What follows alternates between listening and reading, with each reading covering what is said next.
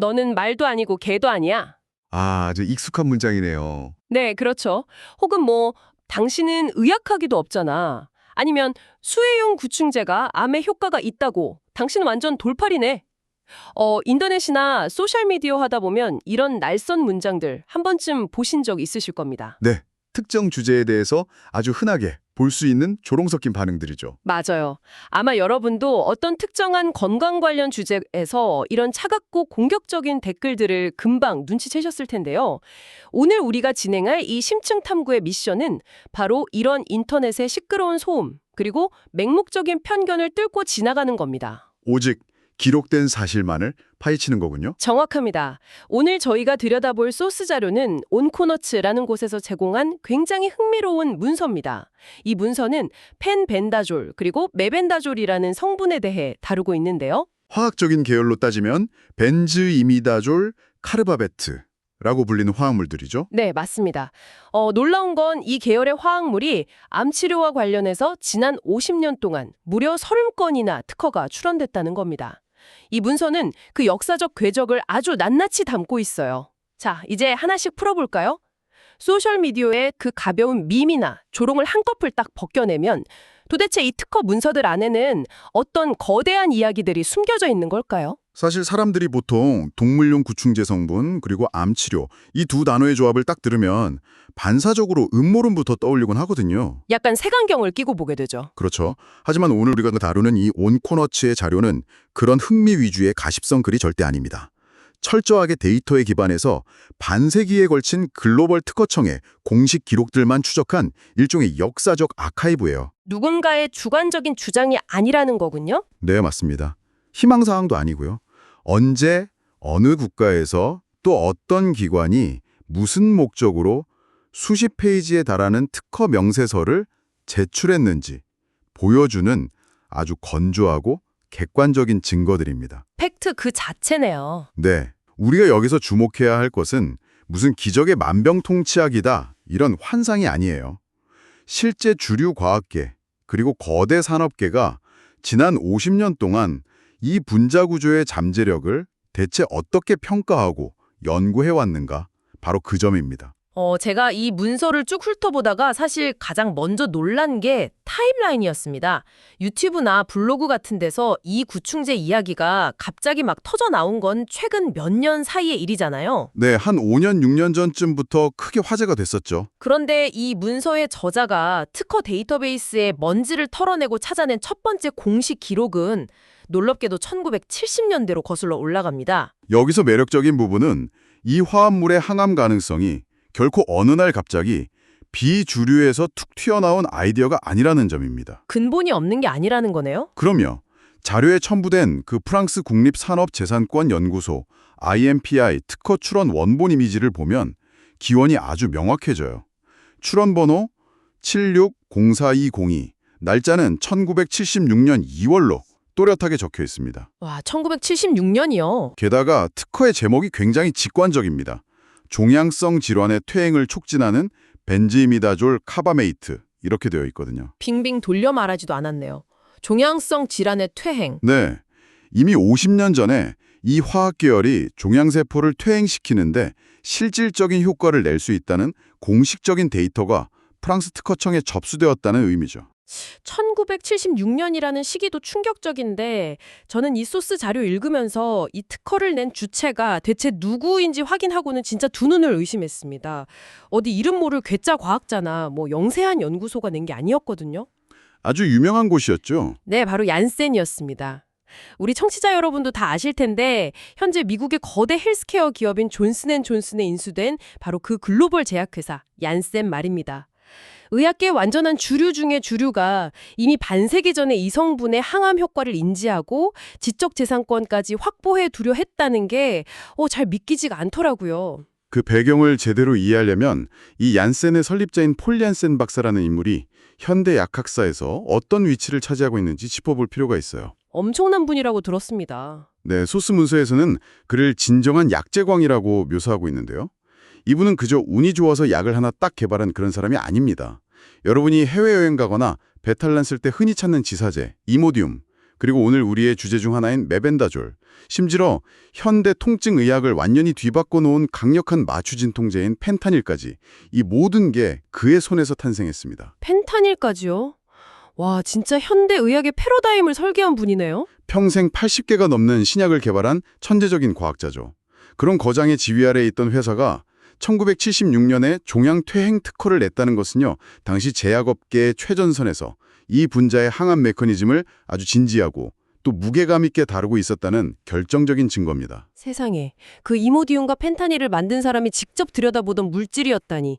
인터넷에서 의학의 의자도 모르는 사람들의 헛소리다 이렇게 조롱받던 성분의 기원이 사실은 현대 약학의 거장이었다는 게 진짜 엄청난 아이러니입니다. 역사의 아이러니죠. 그런데 이 자료의 타임라인을 계속 따라가다 보면 70년대를 지나서 1990년대로 진입하면서 전혀 예상치 못한 국면이 펼쳐져요.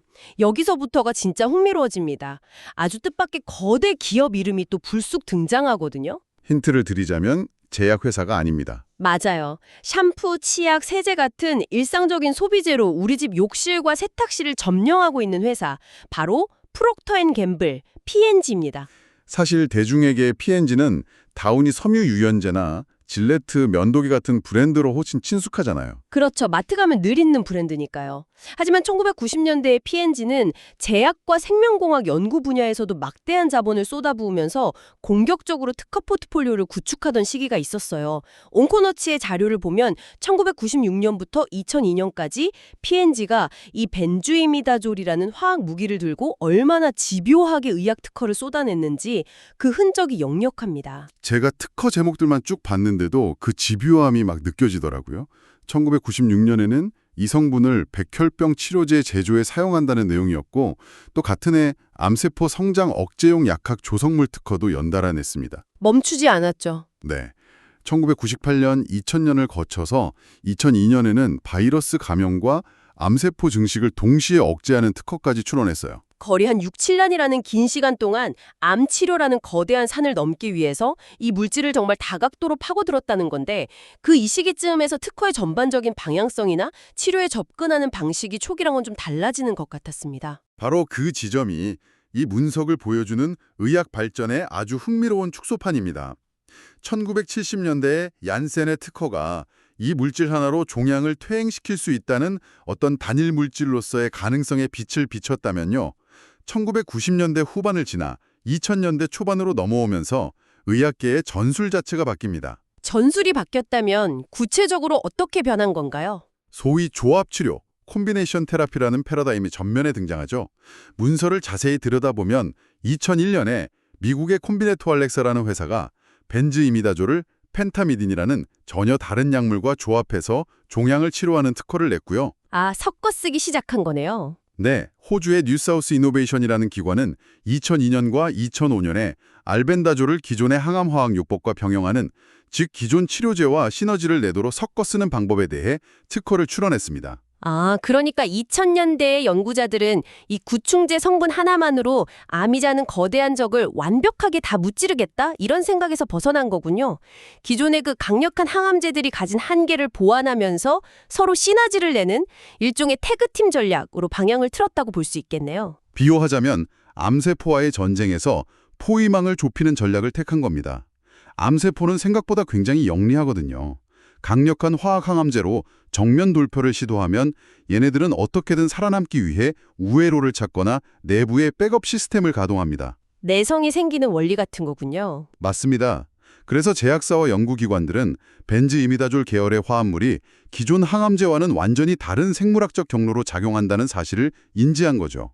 정문으로 쳐들어가는 주력 부대가 기존 화학요법이라면 이 구충제 성분을 이용해서 암세포가 도망칠 뒷문이나 보급로를 아예 끊어버리는 보조적인 역할을 기대한 겁니다. 와, 주력 부대와 보조 부대. 기업들과 벤처 회사들이 주도하던 연구 흐름이 이제 2010년대로 넘어가면서 또 다른 플레이어들에게 바통을 넘겨주게 됩니다.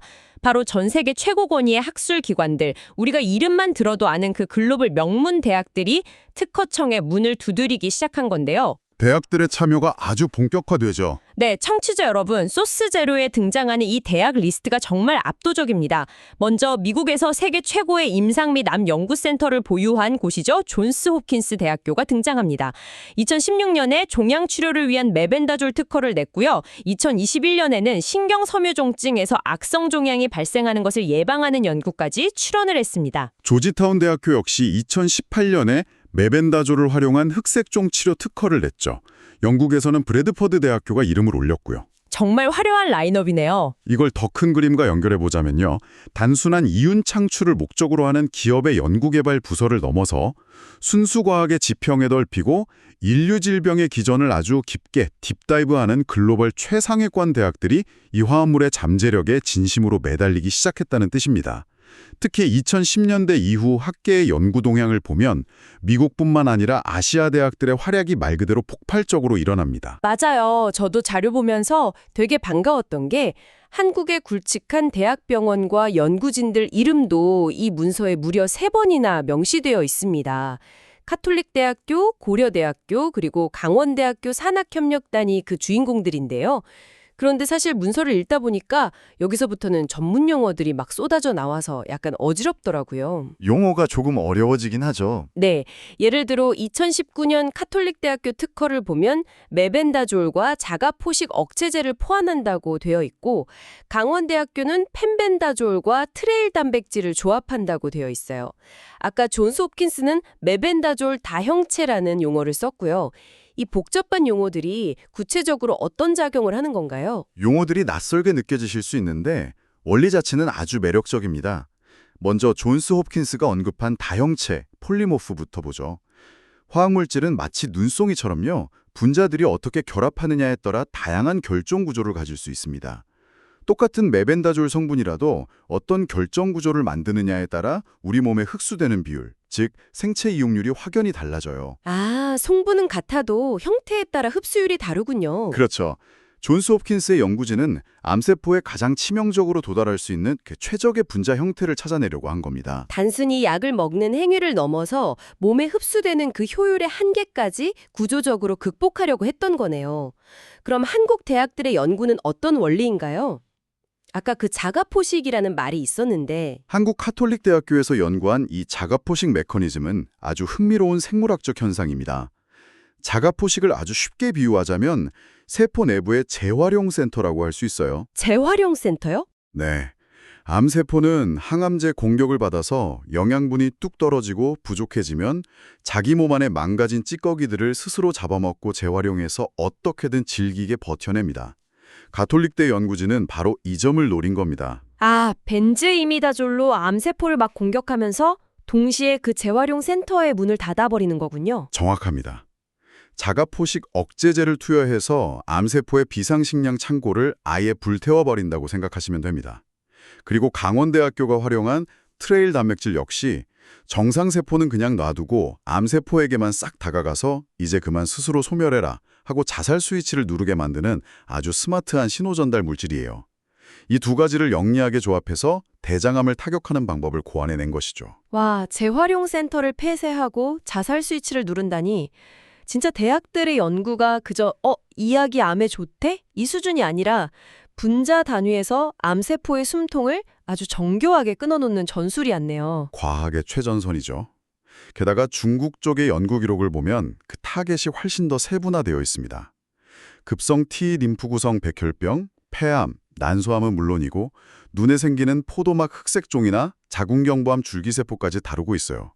거의 현대 인류가 앓고 있는 광범위한 암종에 대해서 아시아 전역에서 전방위적인 연구가 쏟아지고 있는 상황입니다. 여러분, 여기서 우리가 잠시 숨을 고르고 온코너츠의 저자가 이토록 방대한 특허 타임라인을 굳이 이렇게 힘들게 정리한 이유에 대해 한번 생각해 볼 필요가 있습니다. 저자는 문서에서 이렇게 말하거든요. 암, 투병은 소통의 싸움이기도 하다. 환자나 가족이 뭔가 새로운 가능성을 탐구하려고 할 때 돌아오는 것은 종종 너는 개나 말이 아니잖아 같은 모욕적인 언사나 차가운 비웃음입니다. 그런 공허한 슬로건과 맹목적인 비난에 맞서서 흔들리지 않고 중심을 딱 잡으려면 과연 무엇이 필요할까요? 바로 단단한 팩트겠죠. 맞습니다. 지금 우리가 쭉 읊어드린 존스 홉킨스의 다형체 연구, 카톨릭 대학교의 자가포식 억제 메커니즘 같은 이런 구체적인 데이터들이야말로 인터넷의 그 가벼운 소음들을 단번에 잠재울 수 있는 가장 강력한 무기인 셈입니다. 질병과 싸우는 환자들이 겪는 정부의 비대칭성, 그리고 그로 인한 고립감은 정말 이루 말할 수 없습니다. 누군가 새로운 치료의 실마리를 꺼냈을 때 그것을 검증 없이 무조건 맹신하는 것도 당연히 위험하죠. 하지만 아무런 과학적 근거 없이 그저 구충제라는 꼬리표만 보고 무시하고 배척하는 건 역시 지극히 반지성적인 태도입니다. 편견에 갇힌 거니까요. 네. 지난 50년간 얀센에서 시작해서 최고 권위의 명문 대학들에 이르기까지 수많은 과학자들이 이 물질을 현미경 아래에 두고 수백 번, 수천 번의 실험을 거듭해왔습니다. 이 특허 문서들은 무지한 자들의 허황된 주장이 아니라 미지의 영역을 개척하려 했던 종양 탐험가들의 아주 진지한 발자취입니다. 우리는 지금 그 집단 지성의 쾌적을 팩트 그대로 확인하고 있는 것이고요. 와, 종양 탐험가들의 발자취. 진짜 멋진 표현이네요. 그런데 항암 효과에 대한 이 길고 놀라운 역사만으로도 이미 벅찬데 문서를 끝까지 파고들다 보면 정말 완전히 예상치 못한 방향으로 이야기가 전개되더라고요. 암이라는 키워드를 아예 넘어서서 생물학의 근본적인 질문을 건드리는 특허들이 등장하기 시작합니다. 이 대목에서 중요한 질문이 하나 떠오르네요. 과연 우리가 알고 있는 약물의 효능, 그 잠재력의 한계는 대체 어디까지일까요? 글쎄요, 상상하기 어렵네요. 수십 년 동안 돼지나 소의 뱃속에 있는 기생충을 잡는 데만 쓰였던 이 단순한 분자 구조가 포유류, 즉 인간의 체내에 들어왔을 때 과연 벌레만 죽이고 아무 일도 하지 않을까요? 문서 후반부에 등장하는 특허들은 이 질문에 대해서 아주 도발적이고 혁신적인 통찰을 제공합니다. 맞습니다. 2007년에 출원된 한 국제 특허를 보면 펜벤다졸과 메벤다졸이 단순히 기생충을 죽이는 독성이 아니라 우리 몸의 면역 체계를 아주 세밀하게 조율하는 면역 조절제로서 기능할 수 있다는 연구 내용이 담겨 있어요. 면역력이 곧 암과 싸우는 최전선이라는 점을 생각하면 이것도 꽤 자연스러운 연결고리처럼 보입니다. 하지만 제 머리를 진짜 한 대 크게 얻어맞은 것처럼 어얼하게 만든 건 따로 있었죠. 바로 2023년에 유럽 특허청에 정식으로 출원된 EP4539808의 A1 문사였습니다. 네, 그 2023년 유럽 특허는 지금 과학계의 시선이 얼마나 더 깊은 곳을 향하고 있는지 보여주는 결정적 장면입니다. 특허의 명칭이 무려 이렇습니다. 척추동물에서 세포 노화를 되돌리거나 멈추거나 늦추는 데 사용할 수 있는 벤지이미다중 화합물. 와, 세포 노화를 되돌린다? 네, 인류의 궁극적인 성배라고 할 수 있는 노화 방지, 즉 항노화의 영역에 이 구충제 성분이 뛰어든 겁니다. 아니 여러분, 기생충 약이랑 노화가 대체 무슨 상관이냐고 물으실 수 있어요. 충분히 가질 수 있는 의문이죠. 이를 이해하려면 우리 세포 안에 있는 미세소관이라는 아주 작은 구조물을 떠올리셔야 합니다. 미세소관은 세포가 자기 모양을 유지하고 또 분열할 때 사용하는 일종의 고속도로이자 뼈대 같은 거거든요. 세포 안에 고속도로군요. 네, 벤지이미다졸은 원래 기생충의 이 미세소관 고속도로를 툭 망가뜨려서 굴러 죽게 만드는 약입니다. 그런데 흥미롭게도 이 화합물이 포유류, 즉 인간의 세포 고속도로에 특정 농도나 조건으로 살짝 개입하게 되면 양상이 달라집니다. 세포가 무한정 분열하면서 망가지는 암을 억제하는 것은 물론이고요. 세포 자체의 생체 시계가 낡아가는 현상, 즉 세포 노화 메커니즘까지 통제할 수 있는 놀라운 가능성이 열린 겁니다. 진짜 믿기지가 않네요. 단순히 벌레를 잡는 약이 아니라 생명의 뼈대를 조율하는 마스터키일지도 모른다는 의미죠. 세포의 뼈대를 조율해서 노화의 시간을 되갚는다니 정말 경이로운 생물학의 세계입니다. 이런 최첨단의 항노화 연구가 불과 2023년에 유럽 특허청에 버젓이 기록되어 있다는 사실이 우리가 그동안 얼마나 얄팍한 지식으로 세상을 섣불리 재단하고 있었는지 돌아보게 만듭니다. 게다가 문서는 이 30여 개의 특허 목록조차 완벽한 전체가 아니라고 덧붙여요. 빙산의 일각이라는 거죠.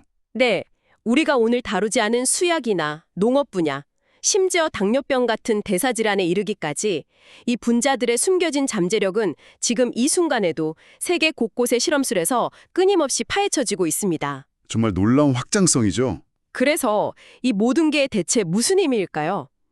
여러분, 오늘 이 긴 기라를 마무리하면서 저희가 아주 명확하고 분명하게 선을 그어야 할 부분이 하나 있습니다. 네, 오해를 방지해야 하니까요. 오늘 우리가 파헤친 이 자료와 대화의 목적은 특정 구충제를 당장 사서 드시라는 의학적 조언이 절대 아닙니다. 위험한 맹신을 부추기려는 의도도 전혀 없고요. 특정 제약사를 옹호하거나 반대로 주류 의학계를 비판하려는 어떤 정치적이고 이념적인 목적 또한 전혀 없습니다. 철저하게 중립적인 접근이죠. 맞습니다. 우리의 유일한 목적은 소셜미디어의 자극적인 밈이나 조롱 섞인 댓글창 속에 꽁꽁 가려져 있던 50년치 특허청의 실제 기록들을 공정하고 투명하게 들여다보는 것, 딱 그것뿐이었습니다. 진실은 누군가의 비아냥 속에 있는 게 아니었죠. 얀센, P&G, 존스홉킨스 같은 거대한 기관들이 수십 년 동안 조용하고 치열하게 쌓아올린 문서더미 안에 존재하고 있었습니다. 오늘 우리가 이 50년의 타임라인을 통해 배운 것은 어떤 특정 약물에 대한 맹신이 아닙니다.